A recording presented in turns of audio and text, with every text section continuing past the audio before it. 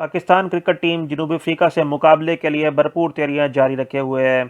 Babar Azam proteases के खिलाफ किस हिकमत अमली से मैदान में उतरेंगे, उन्होंने क्या खुफिया हथियार इस्तेमाल करने की प्लानिंग की है, इस बारे में सब बताते हैं। लेकिन अगर आपने हमारा चैनल सब्सक्राइब नहीं किया तो वो कर लें। नाजरीन, कौमी टीम के कप्तान बाबर आजम ने प्रोटीज के खिलाफ जाल बिछाने की तैयारी कर ली है। वो इनके खिलाफ बेहतरीन कारकर्दगी दिखाना चाहते हैं। इसके लिए उन्होंने बाकायदा हिकमत अमली भी तैयार की है।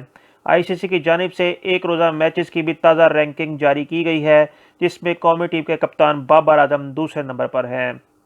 बाबर आजम के अलावा कोई दूसरा पाकिस्तानी बल्लेबाज टॉप 10 में मौजूद नहीं है। इन्होंने सुपर स्पोर्ट्स पार्क सेंचुरी में जमकर बैटिंग प्रैक्टिस की है और खूब स्ट्रोक्स लगाए हैं। पाकिस्तान की जनूबी अफ्रीका के खिलाफ जीत के लिए बाबर आजम के बल्ले से रन्स का सैलाब बहना ज़रूरी है।